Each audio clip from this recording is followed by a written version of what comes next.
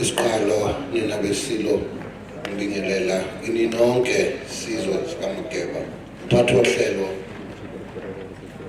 Mntwana wasegazini Mageba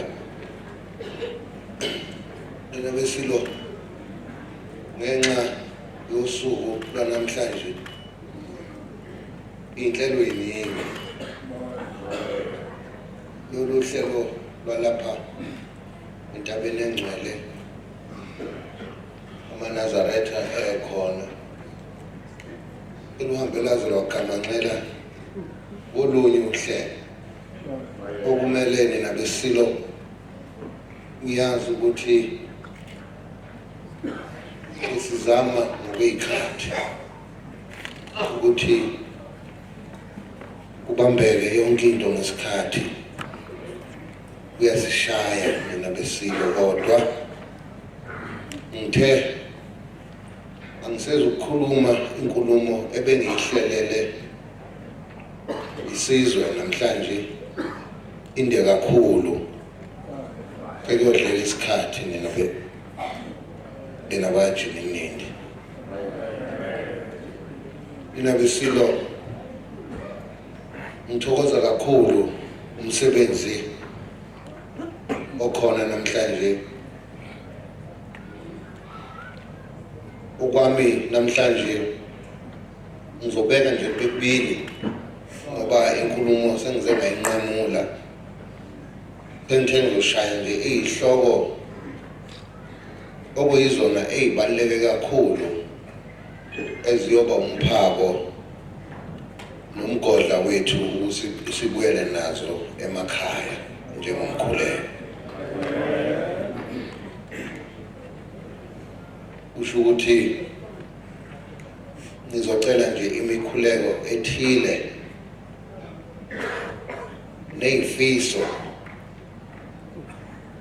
ngicabanga ukuthi kubili nje nina besini isikhathi esikuso ngithokoza kakhulu kuzo zonke izikhulu zikahulumeni ezikhona phakathi kwethu ngithokoza kakhulu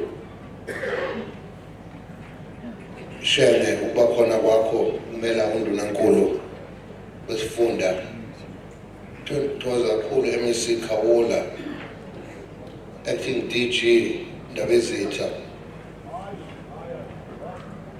no Arts and Culture udokotela ngithokoza kakhulu nabesilo ngithokoza kakhulu kubatwana abakhona indlunkulu ekhona phakathi kwethu engihamba nayo ukungiphelezela ngithokoza kakhulu nina besilo ngizama ukushaya ngisheshe ngabendlovu ngithokoza kakhulu umakhosi akhona ngithi inkosi uChiliza, inkosi uShinga, inkosi uSithole, inkosi uMlivu, inkosi uMdlangamandla engibabonile bafowethu abakhona nodadewethu batwana ngiyathokoza ukuthi nibe khona umkhuleko owaqalwa ingwenyama ebuzini ngisindazo ngithokoza kakhulu ukuthi niwengamele lo msebenzi njengokuqala kwenu nomdlokombane ngithokoza kakhulu ngibuyele nina besilo ngoba nazi nina bendlovu bekukhona izinkantolo ke zinakho ukuthi zimnqume noma zonqume umlomo noma zifake ingubo emlonyeni ukuthi kangeke sikhulume ngazo noma sigxile ngazo kakhulu noma sigxile emphumeleni ukuthi yohamba kanjani asikwazi ukukhuluma konke lokho futhi kumele sikhumbuzane Zulu ukuthi kusukela manje kuze kuphume isinqumo senkantolo kumele sibheke konke sikwenzayo nesikukhulumayo ukuthi ungasithikamezi isinqumo senkantolo nabesilo sokhululeka kahle sonke njengesizwe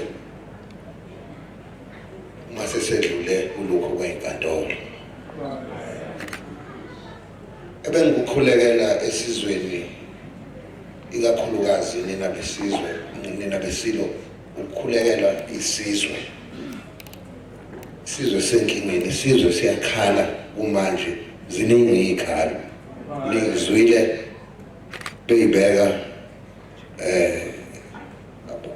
abaholi bami abakhona, hlukumezeka kwey'ngane, hlukumezeka kwabantu besifazane, kanjalo nokubulalana, bulawa kwamakhosi, bulawa kwey'nduna, konke lokhu kakusibeki kahle mina besilo, kuyinto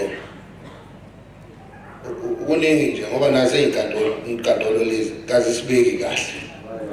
Kuningi nje isizwe esidinga ukuthi sikhulekelwe ngakho, yikho lokho. Okwesibili, ukukhulekela izwe. Nina bendlovu ngisaphila mina, akekho uzolithinta lelizwe ngokulayelwa umhlokombani.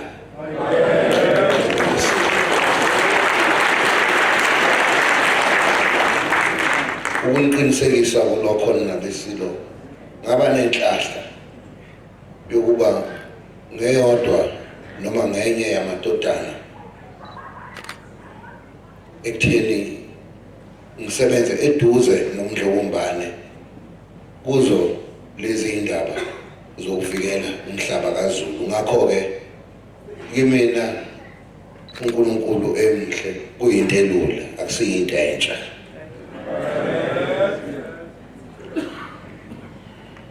Nina bendlovu phinde sikhulekele indlunkulu.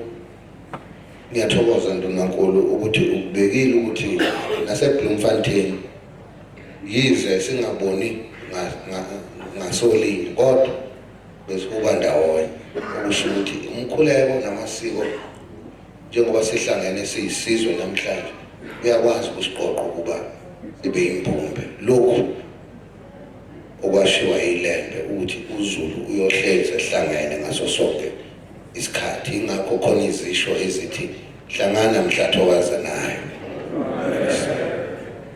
Ngiqhubeke mina besilo sengiphetha zikhulekeleni inkantolo, kodwa sengiphetha kakhulu ngikhulekela ukuba nikhulekele isihlalo. Nina besilo, isihlalo iyona ndawo ephezulu kuzo zonke embusweni kaZulu. Uma kuvikeleke isihlalo, kwakhulekelwa isihlalo, siyovikeleka sonke nina besilo.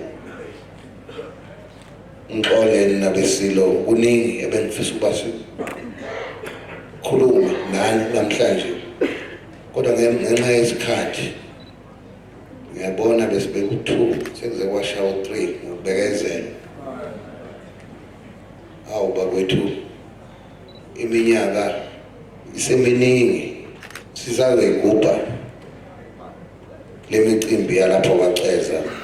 Nginethemba futhi ngiyakholelwa ukuthi uNkulunkulu uzongigcina ngoba sengingena bika nakuye uNkulunkulu ukuthi ngomkhuleko ukuba niyafisa ukuba ingwenyama iphile isikhathi eside. uNkulunkulu anibusise ngalokho niyisizwe, ngiyakuthokozela kakhulu. Asincike uNkulunkulu uzoba nathi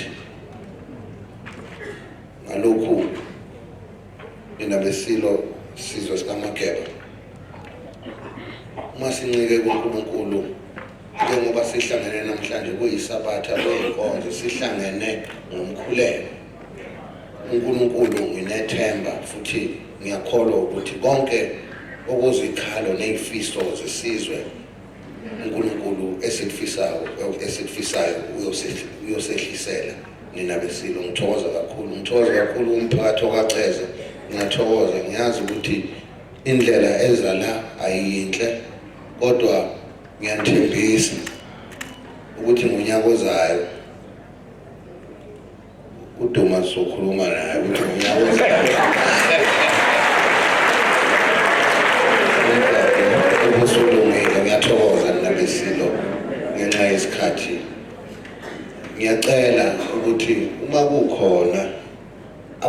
engaziyo ukuba bengilandele ngiyonyazini manje ngiyosuthu ngicela ukuba behambe nami siye enkosini yamaNazaretha siyokhonza khona uSuthu la ngithuthuma khona ke manje mina